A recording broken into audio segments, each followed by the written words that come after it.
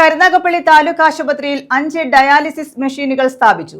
MLAയുടെ ആസ്തി വികസന ഫണ്ടിൽ നിന്നും 37 ലക്ഷം രൂപ വിനിയോഗിച്ചാണ് മെഷീനുകൾ സ്ഥാപിച്ചത്. CR മഹേഷ് MLAയുടെ ആസ്തി വികസന ഫണ്ടിൽ നിന്ന് 37 ലക്ഷം രൂപ വിനിയോഗിച്ച കരുനാഗപ്പള്ളി താലൂക്ക് ആശുപത്രിയിൽ 5 ഡയാലിസിസ് മെഷീനുകൾ സ്ഥാപിച്ചു. നിലവിൽ 6 ഡയാലിസിസ് മെഷീനുകളാണ് ഇവിടെ ഉള്ളത്. 5 മെഷീനുകൾ കൂടി സ്ഥാപിച്ചതോടെ പുതുതായി 15ഓളം രോഗികൾക്ക് അധികമായി ഡയാലിസിസ് നൽകാൻ കഴിയും. ഏകദേശം 400ലധികം രോഗികളാണ് ഇവിടെ രജിസ്റ്റർ ചെയ്തിട്ടുള്ളത്. പുതിയ കെട്ടിട നിർമ്മാണം പൂർത്തീകരിക്കുന്നതോടെ താലൂക്ക് ആശുപത്രിയിൽ രജിസ്റ്റർ ചെയ്യുന്ന എല്ലാ രോഗികൾക്കും ആവശ്യമായ ഡയാലിസിസ് മെഷീൻ സ്ഥാപിച്ച് ഡയാലിസിസ് സൗകര്യം ലഭ്യമാക്കുമെന്ന് MLA പറഞ്ഞു. യന്ത്രങ്ങളുടെ സ്വിച്ച് ഓൺ കർമ്മവും MLA നിർവഹിച്ചു.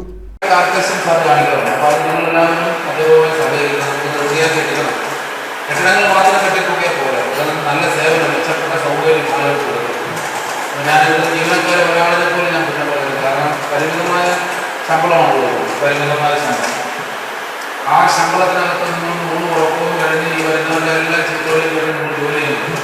അധിക ഡോക്ടർമാരെയും അധിക സൗകര്യങ്ങളും ഒക്കെ ഒഴിപ്പിക്കണമെന്ന് സർക്കാരാണ്. അപ്പോൾ നമുക്ക് കൂടുതലായിട്ട് തന്നെ പരിശ്രമിക്കാം.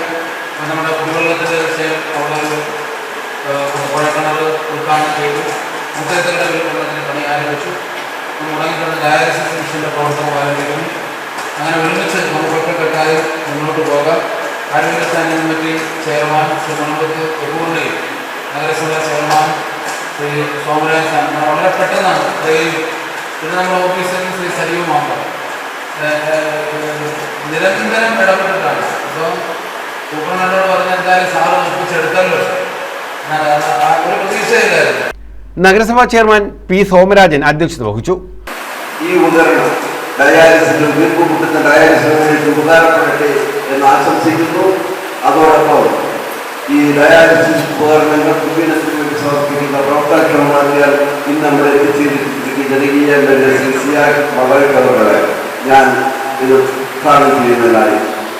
Vice chairperson Beena Johnson, Munappath Gafoor, B. Mohandas, Salih Hambuvila, Joy Varghese, Ranjitha, Simlal, Nisar, Girish Kumar, doctor Alphonse തുടങ്ങിയവർ പങ്കെടുത്തു. News bureau, Karunagappally.